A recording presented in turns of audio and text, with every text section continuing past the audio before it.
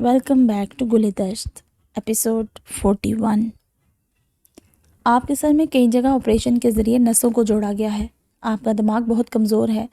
جس طرح عام انسان پریشر کو جھیل لیتا ہے اس طرح آپ کا دماغ بالکل نہیں جھیل سکتا، اور آپ کو دیکھ کر مجھے لگتا ہے آپ بالکل اپنے دماغ کا خیال نہیں رکھتے۔ مجھے آپ کے مزاج میں ڈپریشن اور غصہ دونوں صاف نظر آ رہا ہے، اور شاید یہی وجہ ہے کہ آپ کا سر مسلسل درد کرتا رہتا ہے۔ میں آپ کے ذہن کو پرسکون کرنے کی دوا لکھ تو دوں، لیکن یہ کوئی مسئلہ حل تو نہیں ہوگا نا، بلکہ اس کے نقصانات زیادہ ہیں۔ تو میرا مشورہ یہی ہے کہ آپ خود کو پرسکون کریں۔ ڈاکٹر زنین کے سامنے بیٹھے اسے ہدایت دے رہے تھے، جبکہ زنین اپنے ہی خیالوں میں کھوئے اس کی ایک بات پر بھی توجہ دیے بنا بس وہاں بیٹھا تھا۔ شاید وہ یہاں کبھی نہ آتا، لیکن زاویار نے اس کے پاس کوئی چارہ نہیں چھوڑا تھا۔ اب وہ زاویار کو کیا بتاتا کہ وہ یہاں کیوں آیا ہے، تو بنا کوئی چوں چڑا کیے اس کی بات مان کر یہاں چلا آیا۔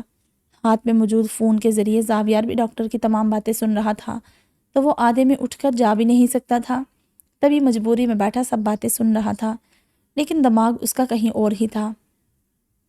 ٹھیک ہے ڈاکٹر، میں دھیان رکھوں گا، یہ کہہ کر زنین اٹھا اور کمرے سے باہر جانے لگا۔ کال اس نے کٹ نہیں کی تھی، اس کا ارادہ تھا کہ باہر نکل کر زاویات سے بات کر کے کٹ کرے گا۔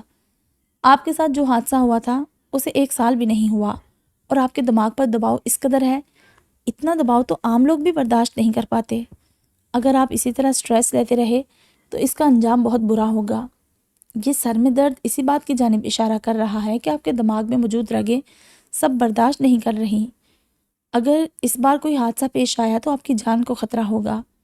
ڈاکٹر زنین کی جانب سے لاپرواہ رویہ دیکھ پیچھے سے بولا، کیونکہ عام طور پر لوگ اپنی بیماری کا سن کر سوال کرتے تھے، اپنی رپورٹس ڈسکس کرتے، دواؤں کے بارے میں بات کرتے، لیکن زنین نے ایسا کچھ بھی نہیں کہا تھا۔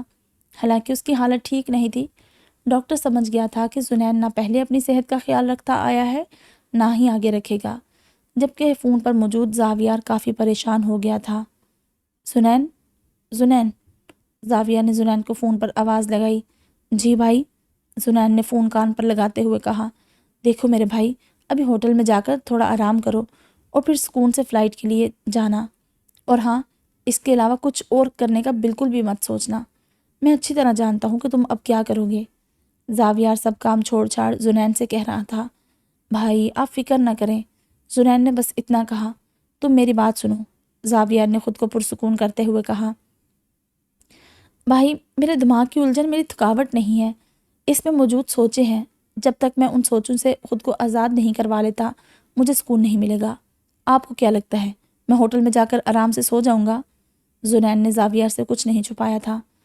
مجھے اپنے بھائی بالکل صحیح چاہیے، بس مجھے اور کچھ نہیں چاہیے۔ بدلہ، غصہ، دکھ، سب کچھ بعد میں، میرے بھائی کو کچھ نہیں ہونا چاہیے، زاویار نے فکر مندی سے کہا۔ بھائی آپ فکر نہ کریں، میں بھی اپنے سکون کے لیے ہی کوشش میں لگا ہوا ہوں، آپ دعا کریں مجھے جلدی سے جلد سکون مل جائے۔ زنین نے یہ کہہ کر فون بند کیا اور ایک کیب روک کر اس میں بیٹھ گیا۔ کچھ ہی دیر میں وہ کیب ایک بڑے سے ریسٹورانٹ کے سامنے جا کر رکی۔ اپنے کوٹ کی جیب میں ہاتھ ڈالتے وہ اس ریسٹورانٹ کے اندر داخل ہوا، جہاں ایک بہت خوبصورت سی لڑکی اس کا وہاں انتظار کر رہی تھی۔ عرشیہ کچن میں کھڑی کام میں مصروف تھی، اس بات سے انجان کہ وہ اسے کچن کی کھڑکی سے دیکھ رہی تھی۔ اس نے کچن کی کھڑکی سے اندر آنا چاہا، لیکن لاکھ کوشش کے باوجود بھی وہ کچن کے اندر داخل نہیں ہو پا رہی تھی۔ اس کے دیکھتے ہی دیکھتے عرشیہ وہاں سے چلی گئی۔ اس نے بہت بار عرشیہ کا نام پکارا، لیکن عرشیہ نے اس کی آواز پر کوئی دھیان نہیں دیا۔ ادھر عرشیہ کو اس کی آواز محسوس ہی نہیں ہو رہی تھی۔ عرشیہ کے جاتے ہی وہ آرام سے کچن کے اندر داخل ہو گئی۔ تھوڑی ہی دیر گزری تھی کہ کوثر شاہ کچن کے اندر داخل ہوئی۔ اس بار اسے کوئی تکلیف محسوس نہیں ہوئی تھی، کم سے کم کوئی تو تھا جسے وہ ڈرا سکتی تھی۔ وہ اپنے چہرے پر مسکراہٹ سجائے کوثر شاہ کی جانب بڑھ گئی۔ تھوڑی ہی دیر میں کوثر شاہ کی ریڑھ کی ہڈی بری طرح دکھنے لگی۔ جب ان سے درد زیادہ برداشت نہ ہوا تو وہ اپنے کمرے کی جانب بڑھ گئی۔ وہ وہیں کچن میں کھڑی انہیں جاتا ہوا دیکھتی رہی۔ تم چاہو تو میں تمہارے ڈپارٹمنٹ سے پہلے اتار دیتا ہوں، اگر تمہیں میرے ساتھ جانے میں اچھا محسوس نہیں ہو رہا تو، اورحان نے حریم کی بے چینی کو محسوس کرتے ہوئے کہا۔ نہیں ٹھیک ہے، حریم نے اپنی کتاب کو کھولتے ہوئے جواب دیا۔ تم خوش ہو؟ اورحان نے سوال کیا۔ یہ کیسا سوال ہے؟ مجھے دہرانے دے، میرا آج بہت مشکل پیپر ہے۔ حریم نے اپنا دھیان کتاب کی جانب مرکوز کرتے ہوئے اورحان کی بات کو نظر انداز کیا۔ اورحان نے حریم کا یہ انداز دیکھ ایک دم گاڑی سائیڈ میں روک دی۔ کیا ہوا؟ گاڑی چلائیں۔ حریم ایک دم ڈر کر بولی، میرے سوال کا جواب دو پہلے۔ اورحان نہ جانے کیوں بزید ہو گیا تھا۔ یہ کوئی وقت ہے یہ سوال پوچھنے کا؟ مجھے دہرانے دیں اور پلیز، دیر ہو رہی ہے۔ حریم نے اس سے نظریں چراتے ہوئے کہا، میرے سوال کا جواب دو پہلے۔ اورحان ابھی بھی اپنی بات پر اڑا ہوا تھا، شاید اسی لیے سب منع کرتے ہیں ایک ساتھ جانے پر۔ حریم منہ ہی منہ میں بڑبڑائی، کیوں منع کرتے ہیں اور کس کو؟ اورحان نے انجان بنتے ہوئے گاڑی سٹارٹ کرتے ہوئے کہا، کچھ نہیں۔ اورحان کی بات کو حریم نے پھر سے نظر انداز کیا، کس کو منع کرتے ہیں اور کیا؟ بتاؤ تو، آدھی بات کا کیا مطلب نکالوں میں؟ اورحان شاید آج بہت اچھے موڈ میں تھا، یا شاید کئی مہینوں بعد اسے آج حریم کے ساتھ یونیورسٹی جانے کا موقع ملا تھا، اور شادی بھی قریب تھی تو زیادہ ہی خوش تھا۔ جن کی شادی ہونے والی ہوتی ہے انہیں ایک ساتھ جانے سے پھر یہی ہوتا ہے جو آپ کو ہوا ہے۔ حریم اس کی باتوں سے الجھ کر بولی۔ اگلے ہی لمحے اسے اپنی غلطی کا احساس ہو گیا تھا، لیکن اب وہ کیا کرتی؟ جو بول دیا تھا تو بول دیا تھا۔ حریم کا جواب سن کر اورحان کے چہرے پر مسکراہٹ سج گئی۔ اس کے بعد اس نے اسے اور نہیں چھیڑا اور خاموشی سے کار ڈرائیو کرتا رہا۔ ابھی وہ تھوڑا آگے بڑھے ہی تھے کہ دو آدمی بری طرح روڈ پر ایک دوسرے سے لڑ رہے تھے۔ ساتھ میں ایک بچی بھی کھڑی تھی جس کے سر سے خون بہہ رہا تھا۔ اورحان یہ دیکھتے ہی گاڑی روک کر ایک دم گاڑی سے باہر نکلا۔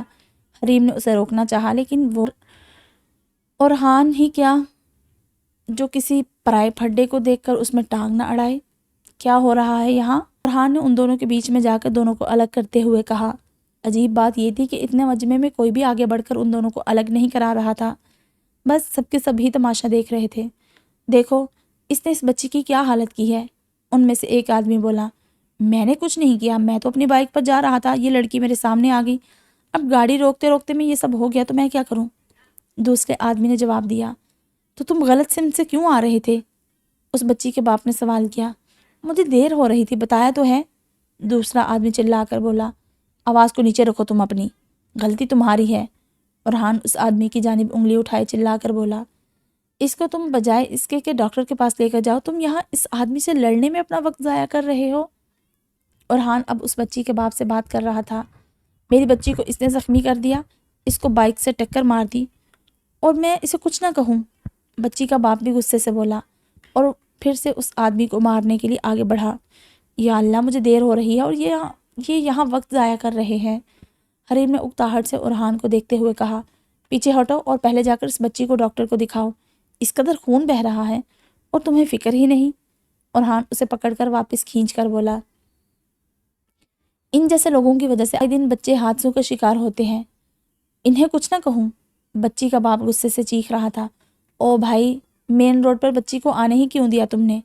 چلو میں غلط آ رہا تھا، لیکن باقی گاڑیاں تو صحیح جا رہی تھی، کیا وہ مین روڈ پر بھاگتی بچی کو کچھ نہ کرتی؟ اپنی غلطی کوئی نہیں دیکھتا، دوسروں کی غلطیاں دکھوا لو بس۔ بائک والے آدمی نے بھی غصے سے کہا، دیکھو بھائی، بات تو اس کی بھی صحیح ہے، مین روڈ تو بڑوں کے آنے کی جگہ نہیں، آپ بچی کے ساتھ یہاں موجود ہیں، حادثے بتا کر تو نہیں ہوتے نا، اور جب کچھ ہو جاتا ہے تو ہم لڑنے مرنے پر آ جاتے ہیں۔ غلطی دراصل آپ دونوں کی ہے، آپ کو روڈ پر آنا نہیں تھا اور آپ کو غلط راستہ اختیار نہیں کرنا تھا۔ اورحان بہت تحمل سے ان دونوں کو سمجھا رہا تھا کہ بچی کے باپ نے غصے میں آ کر اسے ہی ایک ہاتھ لگا دیا، یہ کہہ کر کہ تم مجھے مت سمجھاؤ، مجھے کیا کرنا ہے۔ اورحان کو تو اتنی زور سے لگی بھی نہیں تھی، لیکن اس آدمی کی اس حرکت نے اس کے غصے کو آگ ضرور لگا دی تھی۔ اورحان نے بائک والے آدمی کو جانے کا اشارہ کیا، کیونکہ وہ آدمی واقعی میں جلدی میں لگ رہا تھا، جبکہ اس بچی کا باپ کسی طور ماننے کو تیار نہیں تھا۔ اسے بس اس آدمی پر اپنا غصہ ہی نکالنا تھا جو کہ غلط تھا۔ اورحان غصے سے اس بچی کے باپ کی جانب گھوما کہ باپ کا روڈ ہے جو یہ جہاں سے چاہے گا آئے گا، بچے تو بعض اوقات بھاگ ہی جاتے ہیں، کیا بچوں کی نیچر کا کسی کو نہیں معلوم؟ بڑے اگر طریقے کار سے چلیں تو یہ سب نہ ہو۔ اب بجائے اس کے کہ یہ اپنی غلطی مانے، تم اس کا ساتھ دے رہے ہو۔ ہوتے کون ہو تم یہ فیصلہ کرانے والے؟ بچی باپ کے پاس کھڑی رو رہی تھی، جبکہ باپ اپنی ضد سے ہی پیچھے ہٹنے کو تیار نہیں تھا۔ اورحان ابھی اسے کچھ کہتا اس سے پہلے حریم گاڑی سے نکل کر اس کے پاس آ گئی۔ چھوڑیں یہ سب، دیر ہو رہی ہے، حریم نے آ کر کہا، تم جاؤ یہاں سے۔ اورحان جو کہ غصے میں تھا، حریم کے یوں گاڑی سے باہر نکل کر آنے پر اور زیادہ غصہ ہو گیا۔ حریم اورحان کے اس انداز پر ایک دم ڈر کر پیچھے ہوئی۔ یہ بہن تو نہیں ہے تمہاری؟ خود اپنے گریبان میں جھانکو پہلے، بے حیائی پھیلائی ہوئی ہے آج کل اس کو ایجوکیشن سسٹم نے۔ ہمیں بچے سنبھالنا سکھا رہے ہیں، پہلے اپنے ماں باپ کو بولو تم لوگوں کو سنبھالیں۔ اس آدمی کے الفاظ اورحان کے غصے کو اور بڑھا گئے۔ کیا کہا؟ ہمت کیسی ہوئی تمہاری یہ سب کہنے کی؟ اورحان اب غصے سے اس آدمی کو مارنے لگا تھا۔ بیوی ہے وہ میری، ہمت کیسے ہوئی تمہاری ہے؟ اورحان پھر سے اسے مارنے لگا تھا کہ اس کی بیٹی کو دیکھ اس کا ہاتھ رک گیا۔ اس آدمی کو وہیں زمین پر چھوڑ وہ حریم کو لیتا گاڑی میں بیٹھ گیا۔ تمہیں کیا ضرورت تھی گاڑی سے باہر آنے کی؟ اورحان نے گاڑی کو سٹارٹ کرتے ہوئے غصے میں کہا۔ حریم اورحان کا غصہ دیکھ کر سہم گئی تھی۔ اس نے اپنا منہ ڈر کر نیچے کر لیا۔ پاگل آدمی، جھوٹ بول رہا ہے، سارا ماحول ان عاشقوں نے خراب کیا ہے۔ وہ آدمی زمین سے اٹھتا اورحان کی گاڑی کو جاتا ہوا دیکھ کر بڑبڑا رہا تھا۔ اگر اس کی بچی نہ ہوتی نا تو میں اسے بتاتا۔ اورحان غصے میں تیز ڈرائیو کرتا بڑبڑا رہا تھا، جبکہ حریم اس سے بہت زیادہ خوفزدہ ہو گئی تھی۔ اورحان نے ڈپارٹمنٹ کے سامنے جیسے ہی گاڑی روکی، حریم تیزی سے گاڑی سے اتر کر بھاگی۔ حریم کے یوں تیزی سے بھاگنے پر اورحان کو اپنی غلطی کا احساس ہوا۔ اب اسے اور زیادہ غصہ آنے لگا تھا۔ پیپر تو اس کا بھی تھا، لیکن ابھی موڈ بہت خراب تھا، تو وہ کچھ دیر کے لیے خود کو پرسکون کرنے کی خاطر گاڑی میں ہی بیٹھا رہا۔ دیکھا، یہ تمہارے قابل ہی نہیں، ابھی بھی وقت ہے، صحیح فیصلہ کر لو، ورنہ ساری زندگی یوں ہی پریشان رہو گے۔ شفق جو کہ سمجھ رہی تھی کہ اورحان حریم کے بیچ کوئی مسئلہ ہوا ہے، جلدی پر تیز چھڑکنے کے انداز میں بولی۔ اورحان نے جواب میں کچھ نہیں کہا، بس ہلکا سا طنزیہ مسکرایا۔ کیا ہوا؟ اسے تمہاری قدر نہیں، اور جسے تمہاری قدر ہے تمہیں اس کی قدر نہیں۔ بے قدروں میں انسان اکثر بے مول ہو جاتے ہیں، شفق نے تپ کر کہا۔ اس کے لیے میں بے مول بھی ہو سکتا ہوں۔ وہ مجھے لاکھ دفعہ ٹھکرائے گی نا، میں لاکھ دفعہ خود کو اس کے سامنے پیش کروں گا۔ اب چلی جاؤ تم یہاں سے۔ اورحان شفق کو سیدھا سا جواب دے کر گاڑی سے نکلا اور پورے سٹائل سے اپنے لمبے بالوں میں ہاتھ پھیرتا ڈپارٹمنٹ کے اندر چلا گیا۔ کچھ بھی تھا، شفق کی بات سے اس کا غصہ جھاگ کی طرح بیٹھ گیا تھا۔ عجیب ہی شخص تھا، جتنی جلدی اسے غصہ آتا تھا اتنی جلدی ختم بھی ہو جاتا تھا۔ حریم جو کہ اپنی کلاس کے باہر کھڑی ابھی بھی اورحان کے غصے کے زیر اثر تھی، اسے یوں پرسکون اپنی کلاس میں جاتا ہوا دیکھ کر حیرت میں آ گئی۔ کیا چیز ہے یہ؟ حریم نے اکتاہٹ بڑے انداز میں کہا اور کلاس کے اندر چلی گئی۔ تم اپنی ماں کو معاف نہیں کر سکتی کیا؟ کوثر شاہ آنیہ کے کمرے میں پھل لے کر آئی تھی تو اسے جاگتا ہوا دیکھ کر وہیں اس کے پاس بیٹھ گئی۔ آنیہ نے ان کی بات کا کوئی جواب نہیں دیا، بس خاموشی سے پلیٹ میں رکھے پھل اٹھا کر کھانے لگی۔ کاش مجھے اپنی غلطی کا احساس پہلے ہو جاتا۔ بیٹا، اتنے ماہ گزر گئے، خدا کے لیے مجھے معاف کر دو۔ کوثر شاہ کی آنکھوں میں آنسو تھے، لیکن آنیہ پر ان کی کسی بات کا کوئی اثر نہیں ہو رہا تھا۔ کیا میں جب مر جاؤں گی تب مجھے معاف کرو گی؟ کوثر شاہ نے شکستہ لہجے میں کہا۔ آنیہ نے اب بھی کچھ نہیں کہا، بس اس نے ایک نظر اپنی ماں کے ڈھلکے ہوئے چہرے کی جانب دیکھا۔ اسے انہیں دیکھ کر بہت افسوس ہوا۔ میں آپ کو کب کا معاف کر چکی ہوں، میں سب کو معاف کر چکی ہوں۔ میں آپ کو بتانا چاہتی ہوں، لیکن پھر اس کے بعد کیا ہوگا؟ آنیہ نے دل ہی دل میں کہا۔ پتہ نہیں کیوں وہ کچھ بھی کہنا چاہتی تو اس کا ذہن اور اس کے لب اس کا ساتھ نہیں دیتے تھے۔ ہر بات، ہر جذبہ بس دل ہی دل میں اپنا دم گھونٹ لیا کرتے تھے۔ کچھ تو کہو بیٹا، کوثر شاہ منت کرنے کے انداز میں کہہ رہی تھی کہ اسی وقت پریشا وہاں آ گئی۔ پریشا کو دیکھتے ہی کوثر شاہ نے اپنے آنسو پونچھے اور کمرے سے باہر چلی گئی۔ کیسی ہو؟ پریشا نے آنیہ کے پاس بیٹھ کر کہا۔ دیکھو میں کیا لائی ہوں، فاری آپی کی شادی کی تصویریں۔ پریشا بڑا سا البم کھول کر آنیہ کے سامنے بیٹھ گئی۔ اس البم میں ان سب کی بہت ساری تصویریں تھیں۔ ان تصویروں کو دیکھ آنیہ سنہرے ماضی میں چلی گئی، جہاں وہ دل سے ہنستی تھی، کھلکھلاتی تھی، اپنے آنے والے کل کے خواب دیکھتی تھی۔ کل بھی وہ جس میں زنین تھا۔ اسے تب کہاں پتہ تھا کہ اس کے آنے والا کل اتنا خوفناک ہوگا۔ اسے اپنی زندگی سے بھرپور آنکھیں دیکھ عجیب سا لگنے لگا۔ اس آنیہ کو بتا دو یہ خوشیاں اسے راس نہیں آئیں گی۔ اس کو سمجھا دو جو خواب یہ دیکھ رہی ہے وہ کبھی پورے نہیں ہوں گے۔ آنیہ نے دھیرے دھیرے اپنے لب ہلا کر کہا۔ آنیہ کے منہ سے بہت دنوں بعد پریشا نے کوئی بات سنی تھی۔ حالانکہ آنیہ کی بات میں بہت درد تھا، لیکن پریشا کو اس وقت بہت زیادہ خوشی محسوس ہو رہی تھی۔ وہ سب چھوڑ چھاڑ اس کے گلے لگ گئی۔ اس کے بعد پریشا بہت دیر تک اس کے گلے لگے روتی رہی، لیکن آنیہ نے اپنی آنکھ سے ایک آنسو بھی نہ بہایا۔ بولا کرو میری بہن، دل کا غبار نکالو گی نہیں تو یہ غبار تمہارا دل کھوکھلا کر دے گا۔ پریشا آنیہ سے الگ ہوتے ہوئے بولی۔ آنیہ نے اس بات کا کوئی جواب نہیں دیا، بس اس سے الگ ہو کر ٹیک لگا کر بیٹھ گئی، جیسے اب اسے چلے جانے کا کہہ رہی ہو۔ پریشا بھی اس کا اشارہ سمجھ گئی تھی، اس لیے اٹھ کر چلی گئی۔ یہ تم نے کیا کیا؟ یہ تم نے کیا ہے نا؟ راؤ غصے میں تیز تیز چلتا ہوا آ کر بٹ کے سامنے کھڑا ہو کر بولا۔ ذہن نصیب، آج تو آپ نے دن میں اپنے دیدار کروائے ہیں، خیر تو ہے، آپ کی عزت پر کوئی آنچ تو نہیں آئے گی مجھ جیسے انسان سے ملنے پر؟ بٹ نے طنزیہ ہنستے ہوئے راؤ سے کہا۔ مجھے بتاؤ صاف صاف، یہ سب تم نے کیا ہے نا؟ راؤ غصے سے مٹھیاں بھینچتے ہوئے بولا۔ میں نے ہی کیا ہوگا؟ ویسے بھی آج کل جو بھی غلط کام ہوتا ہے وہ میرے ہی سر آتا ہے، حالانکہ میں تو کب سے تم لوگوں کی قید میں ہوں، لیکن نہ جانے کیسے میں یہ سب کر لیتا ہوں، شاید مجھ میں پوشیدہ طاقتیں ہیں، ہے نا؟ بٹ نے راؤ کے غصے کو کسی خاطر نہ لاتے ہوئے کہا۔ میرے گھر پر وہ سی ڈی تم نے بھیجی ہے نا؟ اگر مجھے اس سب میں تمہارا ذرا بھی ہاتھ ملا تو ایک بات جان لینا، میں تمہیں یہاں سے کبھی باہر نہیں نکلنے دوں گا۔ راؤ ایک انگلی اٹھا کر بٹ کو دھمکانے لگا۔ کون سی سی ڈی؟ میں نے ایسا کچھ نہیں کیا، بہتر ہوگا اپنے آس پڑوس پر نظر رکھو، مجھے کچھ نہیں پتا اس بارے میں۔ بٹ تھوڑا سا پریشان ہوا تھا۔ زیادہ بننے کی ضرورت نہیں ہے، میں جانتا ہوں یہ سب تمہارا کیا کرایا ہے، آخری بار وارن کرنے آیا ہوں۔ ایک بات یاد رکھنا، میری مدد کے بغیر تم یہاں سے کہیں نہیں جا پاؤ گے، تو بہتر ہوگا مجھ سے ہوشیاری نہ کرو، مجھ سے دشمنی بہت بھاری پڑے گی تمہیں۔ راؤ غصے میں آگ بگولا ہو کر کہہ رہا تھا۔ تو پھر یہ بات بھی یاد رکھو، تم میری نہیں اپنی مدد کرو گے مجھے یہاں سے نکال کر، کیونکہ میں اکیلا تو پھنسوں گا نہیں، جو بھی میں نے آج تک کیا ہے اس سب میں تم میرے برابر کے ساتھ ہی رہے ہو، تو سزا بھی پھر ہم دونوں کو برابر کی ہی ملے گی۔ بٹ کہاں سے اس سے ہار ماننے والا تھا، وہ اس کی آنکھوں میں آنکھیں ڈالے بنا کسی خوف کے کہہ رہا تھا۔ راؤ کچھ دیر تو خاموش کھڑا اسے دیکھتا رہا اور پھر وہاں سے چلا گیا، جبکہ بٹ اس کے جاتے ہی غصے میں ادھر سے ادھر ٹہلنے لگا۔ زاویہ جو کہ یہ سب منظر اپنے لیپ ٹاپ پر دیکھ رہا تھا، ہلکا سا فاتحانہ مسکرایا۔ وہ دونوں اس کے جال میں پھنسنے لگے تھے، جو جال اس نے 3 ماہ پہلے ان دونوں کے لیے بچھایا تھا۔ تمہیں مجھ سے کیا کام ہے؟ جیسمین نے زنین کی جانب دیکھ کر پوچھا۔ تم آنیہ کو جانتی ہو؟ زنین نے اپنا ایک ہاتھ ٹیبل پر رکھتے ہوئے کہا۔ کون آنیہ؟ جیسمین نے ناسمجھی سے سوال کیا۔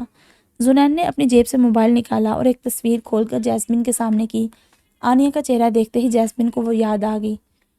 سکندر کی پاکستان والی بیوی؟ جیسمین نے اپنے مخصوص زبان میں جواب دیا۔ اب نہیں ہے۔ زنین نے طلاق کے کاغذات کی تصویر جیسمین کو دکھائی۔ کیا واقعی؟ جیسمین کو حیرت ہوئی۔ ہاں واقعی۔ تمہاری آخری دفعہ سکندر سے ملاقات کب ہوئی تھی؟ زنین نے سوال کیا۔ کافی وقت ہو گیا ہے، وہ جب سے پاکستان گیا ہے اس سے میرا کوئی رابطہ نہیں ہوا، جیسمین نے مصروف سے انداز میں کہا۔ اس کی مدد کیوں کر رہی ہو؟ زنین نے حیرت سے سوال کیا۔ میں ایسا کچھ نہیں کر رہی۔ جیسمین کے چہرے پر گھبراہٹ نظر آ رہی تھی۔ اب جواب دو۔ زنین نے آنیہ کی ہاسپٹل والی تصویر جیسمین کو دکھاتے ہوئے کہا۔ یہ کیا ہے؟ جیسمین نے کراہت بھرے لہجے میں کہا۔ اس نے طلاق اس طرح دی ہے، وہ ایک آزاد جانور ہے، آج اس نے یہ آنیہ کے ساتھ کیا ہے، کل کو تمہارے ساتھ کرے گا۔ مجھے اب بتاؤ کہ وہ کہاں ہے؟ زنین نے اپنے لہجے کو سرد کرتے ہوئے پوچھا۔ مجھے اس سب سے دور رکھو، تم پتہ نہیں کیا کہہ رہے ہو۔ جیسمین ایک دم ڈر کر اٹھنے لگی۔ تبھی زنین کی نظر جیسمین کے ہاتھ پر بنے زخم پر پڑی۔ وہ زخم کسی چیز سے جلنے کا تھا۔ جیسمین نے زنین کی نظریں اپنے زخم پر پا کر ایک دم اپنا زخم چھپایا۔ تو وہ تم سے ملا ہے، اور غالباً یہ زخم اسی کی عنایت ہے، زنین نے مسکراتے ہوئے کہا، جبکہ اس کی آنکھیں دہشت زدہ تھیں۔ یہاں کا قانون تمہارے ملک کی طرح کا نہیں ہے، وہ مجھے کچھ نہیں کر سکتا، جیسمین گھبراتے ہوئے کہہ رہی تھی۔ یہ تم مجھے سمجھا رہی ہو یا خود کو؟ چلو تو تم جانتی ہو اس نے پاکستان میں کیا کیا ہے، یہ بھی بہتر ہے، کم سے کم تمہیں سمجھانے میں میرا وقت ضائع نہیں ہوگا۔ اب جب تمہیں سب معلوم ہی ہے اور تم اس سے خود کو بچا بھی سکتی ہو اور تم اس کا ساتھ بھی دے سکتی ہو، تو میرا چلے جانا ہی بہتر ہے۔ اگر پھر بھی تمہیں میری مدد کی ضرورت ہو تو یہ میرا نمبر ہے، مجھے کال کر لینا۔ زنین اپنا نمبر ایک کاغذ پر لکھ کر اسے دیتے ہوئے یہ کہہ کر چلا گیا۔ وہ جانتا تھا وہ اسے ضرور کال کرے گی۔ میں تمہیں ابھی بھی اپنی بات پر قائل کر سکتا تھا، لیکن میں چاہتا ہوں تم خود اسے پہچانو تاکہ اس کی کوئی مدد نہ کر سکو۔ زنین دل ہی دل میں یہ کہتے اس ریسٹورانٹ سے باہر نکل گیا۔ کام ہو گیا۔ بٹ کے سامنے ایک بندہ کھڑا تھا، وہ اس سے سرگوشی کے انداز میں پوچھ رہا تھا۔ نہیں، وہ میرے میسیجز کا جواب ہی نہیں دیتی۔ اس لڑکے نے جواب دیا۔ ایک کام تم سے نہیں ہو رہا، اور محنت کرو، مجھے نتیجہ چاہیے۔ بٹ نے جھنجھلا کر کہا۔ میں اور کیا کر سکتا ہوں، وہ گھر سے نکلتی نہیں، میسج کا جواب نہیں دیتی، اب کیا اس کے گھر میں چلا جاؤں؟ فراز نے بھی جھنجھلا کر جواب دیا۔ نہیں، تم اسے کال کرو بار بار، وہ ڈرے گی تو ضرور بات کرے گی۔ تم میرے لیے بہت انمول ہو، یوں ہی تمہیں تلاش کرنے میں نے اپنے اتنے پیسے خرچ نہیں کیے۔ ایک بار میرا کام کر دو، دیکھنا تمہیں مالا مال کر دوں گا۔ بٹ کے چہرے پر یہ کہتے عجیب سی مسکراہٹ سج گئی تھی۔ اویس شاہ شادی کا جوڑا ابھی تک نہیں آیا درزی کے پاس سے؟ ثنا شاہ اویس شاہ سے مخاطب تھی، جبکہ وہ اپنے فائلز میں کھوئے ہوئے تھے۔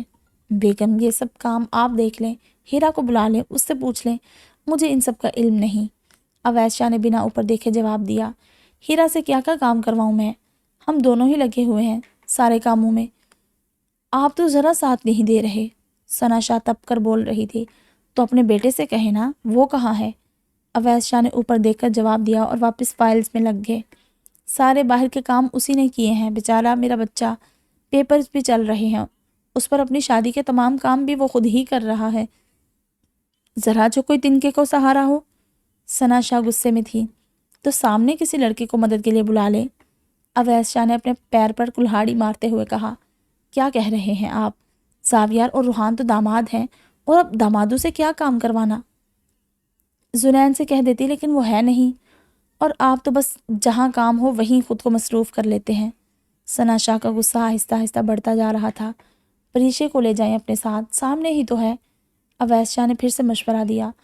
ہاں، اسے تو کوئی کام نہیں ہوگا نا وہاں تو کوئی شادی ہے ہی نہیں۔ ثنا شاہ غصے سے بولی۔ اچھا بتائیں کرنا کیا ہے؟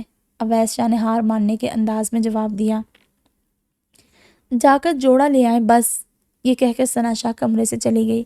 ان کے جاتے ہی اویس شاہ نے اپنا فون نکالا اور اورحان کو کال ملائی۔ جی بابا، اورحان جو کہ کلاس سے نکل رہا تھا فون ریسیو کرتے ہوئے کہا۔ ہاں بیٹا، ہو گیا پیپر؟ اویس شاہ نے سوال کیا۔ جی ہو گیا، اچھا ہوا ہے، اورحان نے جواب دیا۔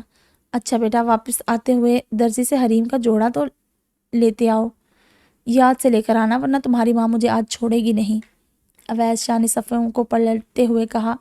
وہ واقعی میں بہت مصروف تھے، انہیں آج اپنا کام ختم کرنا ہی تھا، اور اب ثنا شاہ نے بھی ان کے سر پر شور مچا دیا تھا، تو سارے کام وقت پر سر انجام دینے کا انہیں بس ایک یہی حل نظر آیا۔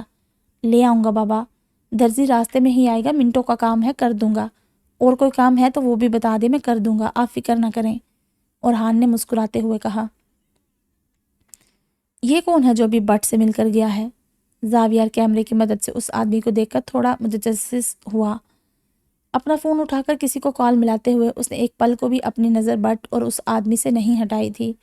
ایک آدمی ابھی بٹ سے ملنے آیا تھا، اس کا پتہ کرو، یہ کون ہے؟ بلو شرٹ اور بلیک پینٹ میں ہے، اس کا پیچھا کرو، کون ہے یہ اور بٹ کے کس کام آتا ہے؟ ایک ڈیٹیل چاہیے مجھے۔ زاویار نے فون پر ہدایت دی اور فون بند کر دیا۔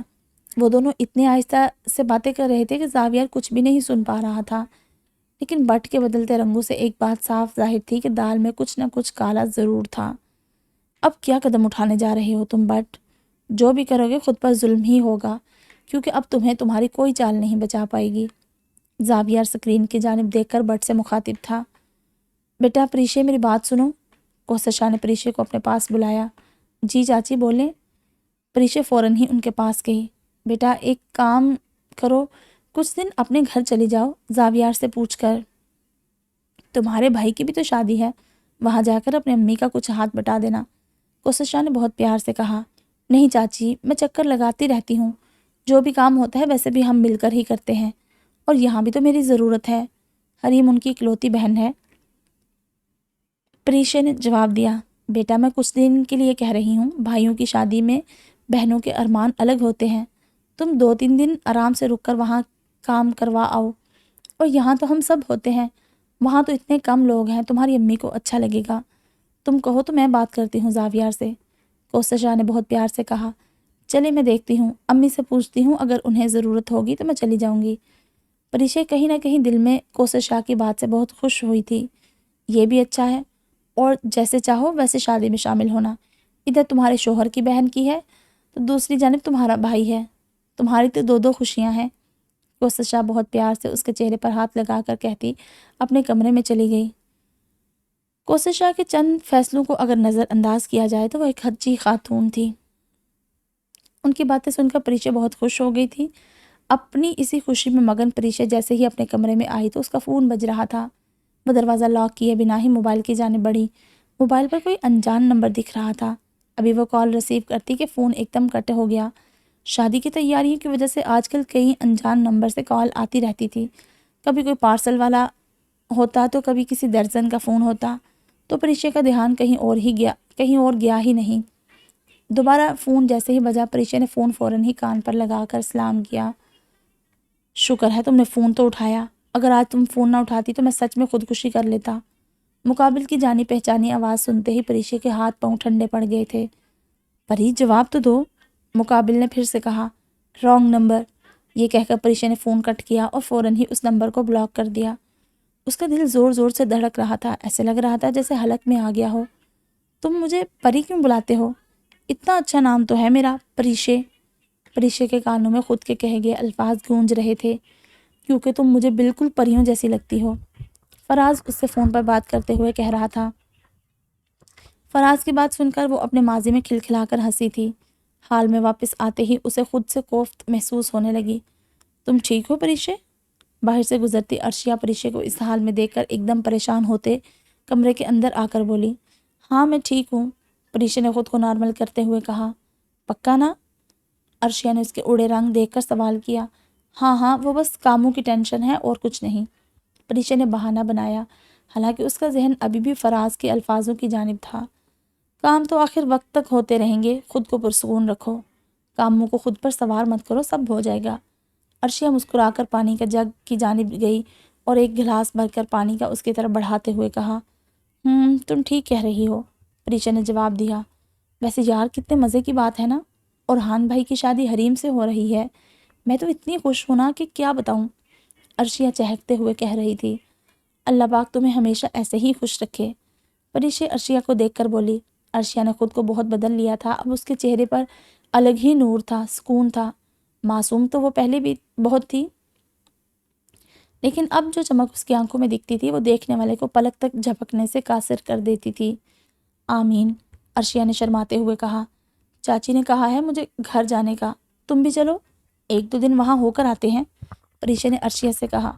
نہیں تم وہاں جاؤ، میں یہاں کام دیکھتی ہوں، یہاں پھر کوئی نہیں بچے گا۔ بیچاری آنیہ تو ابھی تک اس حادثے سے ہی نہیں نکلی، حریم کی خود شادی ہے تو بچا کون، باقی چکر تو لگتے ہی رہتے ہیں۔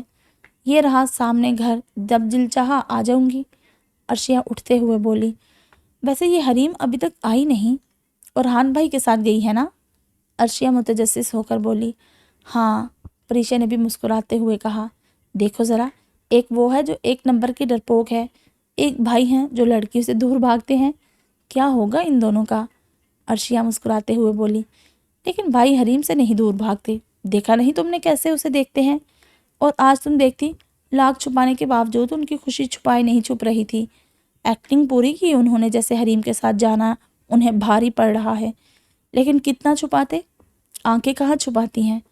اللہ کرے دونوں اپنی زندگی میں بہت ہی خوش رہیں، آمین۔ پریشا اپنی تمام تر پریشانیاں بھول بھال گئی تھی۔ کیوں جانا ہے مجھے ان کے ساتھ؟ حریم اپنی کلاس سے نکلی تو اس کی نظر اورحان پر پڑی، جو کہ گاڑی سے ٹیک لگائے کھڑا تھا۔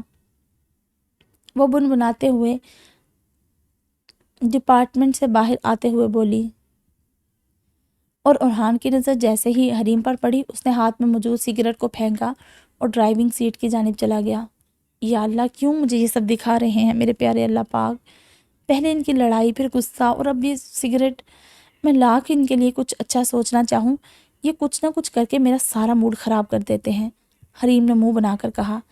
اچھا سوری اللہ پاک، شوہر ہیں جانتی ہوں، لیکن انہیں بھی تو ایسی حرکت نہیں کرنی چاہیے نا، اورحان چاہے جیسا بھی تھا اس کے ساتھ نکاح میں بندھا ہوا تھا اور وہ اس کے معاملے میں اللہ سے ڈرتی تھی۔ اس چیز کا احساس ہوتے ہی اس نے اللہ سے معافی مانگی اور بنا اورحان کی جانب دیکھے گاڑی میں آ کر بیٹھ گئی۔ چلیں؟ اورحان نے حریم کی جانب دیکھ کر پوچھا۔ ہاں، جیسے مجھ سے اجازت لیے بغیر تو سانس بھی نہیں لیتے۔ حریم نے دل ہی دل میں کہا۔ سوری، اورحان نے ہلکے سے کہا۔ ہیں کیا؟ حریم کو لگا اس کے کانوں نے غلط سن لیا ہے۔ میں نا تھوڑا مختلف قسم کا انسان ہوں، مجھ سے کچھ غلط ہوتا ہوا نہیں دیکھا جا سکتا۔ اورحان نے بات کا آغاز کیا، یہ بولے نا پرائے پھڈے میں کودے بغیر نہیں رہا جاتا۔ حریم نے زیر لب کہا، ہاں یہ بھی کہہ سکتے ہیں۔ اورحان نے جواب دیا تو حریم ایک دم شوق کی سی کیفیت میں اسے دیکھنے لگی، کیونکہ اس نے بہت آہستہ سے کہا تھا، دیکھو آگے کا وقت بہت مختلف ہوگا، میرے لیے بھی تمہارے لیے بھی۔ بس جب مجھے غصہ آئے تو کوشش کرنا مجھ سے دور ہو جاؤ، کیونکہ میں خود کو روک نہیں پاتا ہوں، اور میرا اس شخص سے لڑنے کا کوئی ارادہ نہیں تھا، میں تو بس ان کا پھڈا رکوانا چاہتا تھا، لیکن وہ آدمی تو میرے ہی پیچھے پڑ گیا، اب اس کی باتیں تو سن نہیں سکتا تھا نا میں۔ اورحان گاڑی چلاتے چلاتے کہہ رہا تھا، میں آپ سے پوچھ ہی نہیں رہی، آپ صفائیاں مت دیں۔ حریم الجھ کر بولی، وہ جتنا اس ٹاپک کو بھولنا چاہتی تھی، اورحان بار بار وہی بات کر کے اسے کوفت دلا رہا تھا۔ اچھا، اورحان نے بس اتنا کہا۔ وہ بات کرنا چاہتا تھا، لیکن حریم کی بیزاری دیکھ کر وہ چپ ہو گیا۔ ویسے بھی جس سے بات کر کے آپ کا غصہ ختم ہو گیا، پل بھر میں میرے خیال سے اسے اس سب میں دلچسپی ہوگی، مجھے نہیں ہے۔ آپ کو کیوں غصہ آیا، کس پر آیا، پھر کس سے بات کر کے غصہ ختم ہوا، آپ نے سگریٹ پی نہیں پی، مجھے اس سے کیا؟ حریم غصے سے بڑبڑاتی چلی گئی، یہ نہیں پوچھو گی کہ اس نے ایسا کیا کہا کہ میرا غصہ پل بھر میں ختم ہو گیا؟ اورحان نے حریم کو چھیڑتے ہوئے کہا ہوگا کچھ، مجھے نہیں جاننا۔ حریم صاف مکر گئی، جبکہ اس کے دل میں اسے جلن محسوس ہو رہی تھی۔ تمہیں برا لگا نا؟ اورحان نے اس کی جانب دیکھتے ہوئے سوال کیا۔ کچھ پل کے لیے اورحان کی نظریں حریم کے چہرے پر اٹک گئی تھی۔ کیا کر رہے ہیں؟ سامنے دیکھیے ایکسیڈنٹ ہو جائے گا، حریم نے گھبرا کر کہا۔ تمہیں برا لگا نا؟ اورحان نے حریم کی گھبراہٹ کو خاطر میں نہ لاتے ہوئے کہا، ہاں ہاں لگا، اب آپ آگے دیکھیں گے، حریم نے ڈرتے ہوئے بنا سوچے سمجھے کہا۔ اورحان نے مسکراتے ہوئے واپس اپنی نظر سڑک کی جانب کر لی اور سائڈ میں گاڑی روک دی۔ اورحان کی گاڑی روکتے ہی حریم کا دل زور زور سے دھڑکنے لگا۔ گھبراؤ نہیں، درزی سے جوڑا لینا ہے، لے کر آ رہا ہوں۔ اورحان کے چہرے پر یہ کہتے ہوئے دلکش سی مسکراہٹ سجی تھی۔ اورحان کی گاڑی سے نکلتے ہی حریم نے گہرا سانس لیا، یا اللہ آج تو کچھ زیادہ ہی بول رہے ہیں یہ۔ تم بھی تو حریم تھوڑی دیر چپ نہیں بیٹھ سکتی، نہیں بولی جا رہی ہو مسلسل۔ حریم خود کو ہی ڈانٹ رہی تھی کہ اورحان نے ایک بڑا سا شاپر لا کر گاڑی کی پیچھے والی سیٹ پر رکھ دیا اور پھر احتیاط سے اس جوڑے کو سیٹ کر کے خود ڈرائیونگ سیٹ پر آ کر بیٹھ گیا۔ جانتی ہو کیا ہے یہ؟ اورحان نے سوال کیا، لیکن حریم نے کوئی جواب نہیں دیا۔ اس نے دل میں تہیہ کر لیا تھا کہ اب اس کی کسی بات کا جواب نہیں دے گی۔ رخصتی کا جوڑا۔ حریم کی خاموشی کو پھر سے خاطر میں نہ لاتے ہوئے اورحان نے خود ہی جواب دیا، کس کا؟ حریم نے فوراً ہی مڑ کر پیچھے دیکھا، میرا تو جوڑا لال رنگ کا ہوگا نہیں، نہ ہی میں رخصت ہونے والا ہوں، جس کی رخصتی ہے اسی کا ہے۔ اورحان نے گھما کر جواب دیا اور حریم کے جانب دیکھنے لگا۔ اس بار اس نے گاڑی کی رفتار تھوڑی آہستہ کر دی تھی تاکہ وہ حریم کے تاثرات دیکھ سکے۔ حریم نے کوئی جواب نہیں دیا، بس نیچے منہ کر کے ہلکا سا مسکرا دی۔ اسے شرم سی آنے لگی تھی۔ حریم کو شرماتا دیکھ اورحان نے اپنی نظریں اس کی طرف سے ہٹا لی۔ ہوش میں آؤ اورحان، کیا ہو گیا ہے تمہیں؟ وہ دل ہی دل میں خود کو ڈانٹنے لگا۔ آپ پلیز گھر چلیں جلدی۔ گاڑی کو ہلکا ہلکا آگے بڑھتا دیکھ حریم نے کہا، یہ کہہ کر اورحان نے گاڑی کی رفتار تیز کر دی۔ گھر پہنچنے تک ان دونوں نے پھر کوئی بات نہیں کی۔ حویلی کے دروازے پر جیسے ہی گاڑی رکی، حریم اپنی عادت کے مطابق ایک دم سامان سمیٹ کر اترنے لگی۔ جانتی ہو اس نے مجھ سے کیا کہا تھا؟ وہ کہہ رہی تھی کہ تمہیں میری قدر نہیں۔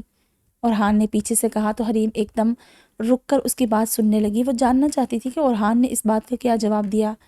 یہ بات سن کر آپ کا غصہ ٹھنڈا ہو گیا؟ حریم ایک دم مڑ کر حیرت سے بولی، نہیں، میرا جواب سوچ کر میرا غصہ ٹھنڈا ہوا۔ میں نے اسے کہا، میں تمہارے لیے بے مول ہو سکتا ہوں، تم مجھے لاکھ دفعہ ٹھکراؤ گی تو میں لاکھ دفعہ خود کو تمہارے سامنے پیش کروں گا، اور میں ایسا ہی کروں گا، آزما لینا۔ یہ الفاظ کہتے اورحان کی آنکھوں میں عجیب سا جنون تھا۔ حریم ایک نظر بھی اورحان کی آنکھوں میں نہ دیکھ پائی اور سیدھی گھر کے اندر چلی گئی۔ البتہ اس کی سانسیں بالکل بے ترتیب ہو گئی تھی۔ بس ایک ہفتہ اور حریم، پھر میں تمہیں کبھی خود سے دور نہیں جانے دوں گا، اورحان نے گھر میں جاتی ہوئی حریم کو دیکھتے ہوئے کہا اور گاڑی کو پارک کرنے لگا۔ میری توبہ، جو میں اب ان کے سامنے بھی جاؤں؟ حریم دل ہی دل میں خود سے عہد کرتی اپنے کمرے میں چلی گئی۔ البتہ اس کے لبوں پر ایک خوبصورت سی مسکراہٹ سجی ہوئی تھی۔ مجھ سے تمہیں کیا چاہیے؟ زنین کے موبائل پر جیسمین کا میسج ابھرا۔ تمہاری مدد، زنین نے جواب دیا۔ مجھے کیا فائدہ اس سب کا؟ جیسمین نے پھر میسج کیا۔ تمہیں آزادی ملے گی اس درندہ صفت انسان سے، زنین نے جواب دیا۔ اور اگر مجھے یہ آزادی نہ چاہیے ہو تو؟ جیسمین نے سوال کیا۔ تمہیں چاہیے، شاید اس کا احساس تمہیں ابھی نہ ہو، لیکن کہیں ایسا نہ ہو جب تمہیں احساس ہو تب بہت دیر ہو چکی ہو۔ میں ابھی جا رہا ہوں پاکستان، ایک بار پھر سوچ لو، اگر تمہارا ہو ارادہ تو مجھے میسج کر دینا۔ زنین نے یہ لکھ کر ٹائپ کیا اور پھر ایئرپورٹ کی جانب بڑھ گیا۔ رات کا وقت تھا، سب لوگ ڈائننگ ٹیبل پر بیٹھے ہوئے تھے۔ کچھ نے کھانا کھا لیا تھا، کچھ ابھی ختم کرنے ہی والے تھے۔ آنیہ اور زنین کو چھوڑ کر تقریباً سب لوگ ہی وہاں موجود تھے۔ بیٹا کارڈ وغیرہ سارے بٹ گئے ہیں نا؟ ظفر شاہ نے روحان اور زاویار کی جانب دیکھ کر پوچھا۔ جی بابا، تقریباً سارے کام ہو چکے ہیں۔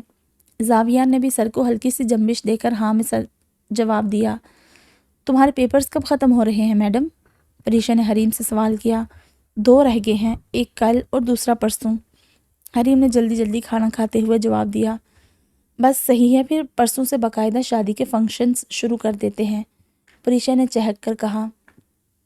ہاں ہاں کیوں نہیں، دن ہی کتنے رہ گئے ہیں، تھوڑا ہلا گلا تو ہونا ہی چاہیے، جعفر شاہ نے بڑے پیار سے حریم کی جانب دیکھ کر کہا۔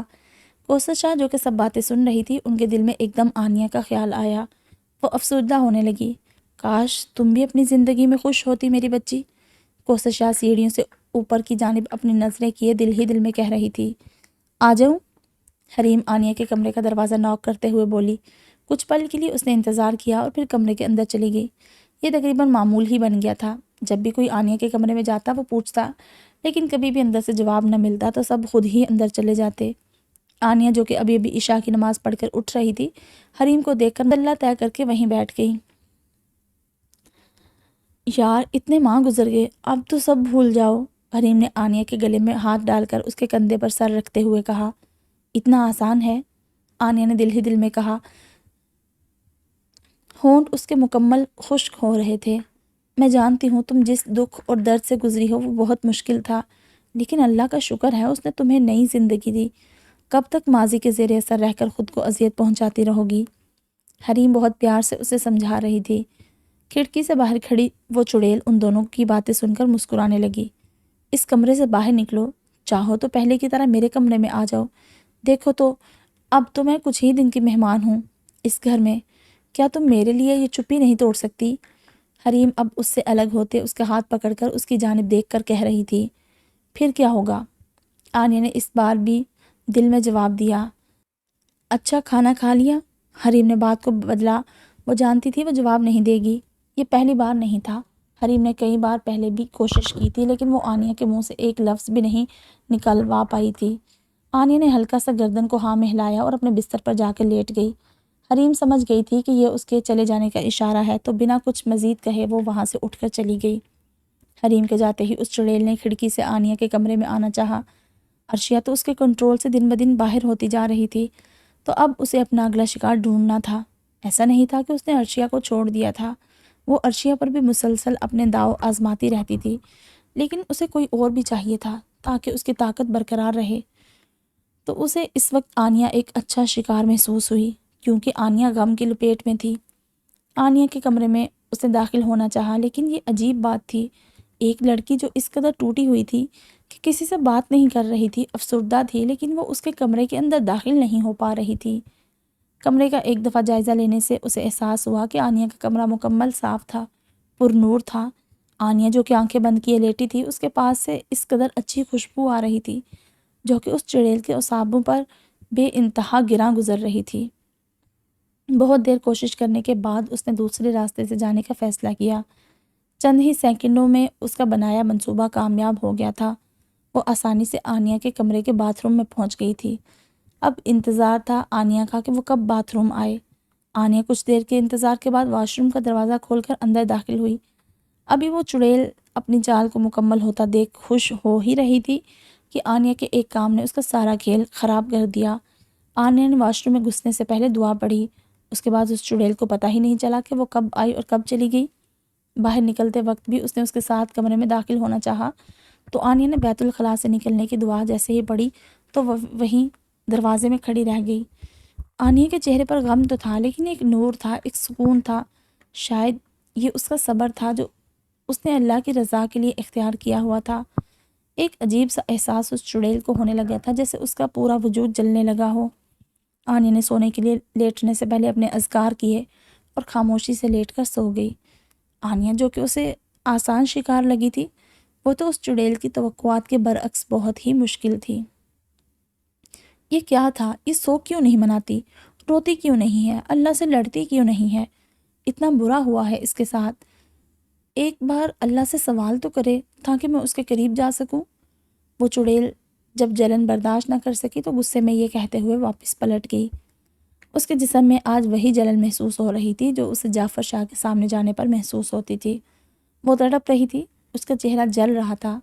वो सीधी जंगल के अंदर जाकर गायब हो गई। कैसी हो? जुनैन का मैसेज पढ़कर अभी जैस्मिन ने मोबाइल रखा ही था कि सिकंदर का मैसेज एकदम उसके मोबाइल पर उभरा। ठीक हूँ, जैस्मिन ने जवाब दिया। शादी के बारे में क्या सोचा है तुमने?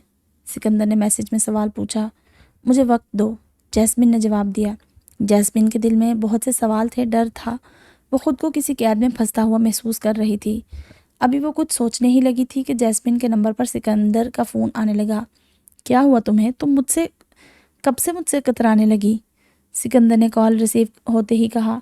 कतरा नहीं रही, मुझे बस अब तुमसे डर लगता है, जैस्मिन ने साफ कहा। डर क्यों भाई? सिकंदर ने इस तरह पूछा जैसे कोई बात ही ना हो। तुम बनते हो, या तुम्हारे लिए ये सब कोई बड़ी बात नहीं? जैस्मिन के चेहरे पर खौफ के आसार बढ़ते जा रहे थे। बस भी करो यार, मेरे सामने मेरी साबका बीवी की बेजा तरफदारी करोगी तो मुझे थोड़ा गुस्सा तो आएगा ही ना। अब तलाक दे तो दी है, वैसे भी जब से तुम मेरी ज़िंदगी में आई हो मुझे कोई और लड़की कहाँ भाई है। तो खुश होती हैं और तुम हो कि ना खुद खुश हो रही हो और ना ही मुझे रहने दे रही हो। सिकंदर दिल लगी के अंदाज में कह रहा था। अच्छा एक बात तो बताओ, आनिया ठीक है? जैस्मिन ने जानना चाहा। फिर उसका नाम। हाँ ठीक है, बल्कि बहुत खुश है। वो जो चाहती थी, जिस चीज़ का वो काबिल थी, उसे वो सब मिल गया है। अब तुम उसकी फ़िक्र छोड़ो। ये बताओ, शादी का क्या प्लान है? मामा भी आई हुई हैं, तुम कहो तो आ जाएं तुम्हारे घर। सिकंदर का मूड बहुत ही अच्छा था, लेकिन उसका ये मिजाज मुसलसल जैस्मिन को खौफजदा कर रहा था। मुझे कल तक का वक्त दो, मैं तुम्हें बताती हूँ। जैस्मिन ने यह कहकर फ़ोन बंद कर दिया। सिकंदर को जैस्मिन की यह हरकत बिल्कुल पसंद नहीं आई थी। उसके चेहरे से एक ही पल में कई रंग आकर गुजरे। तो ये थी हमारी आज की एपिसोड, जो कि उम्मीद करती हूँ आपको काफ़ी पसंद आई होगी। तो मिलते हैं फिर हम एक नई एपिसोड के साथ। तब तक आप अपना बहुत सारा ख्याल रखिएगा।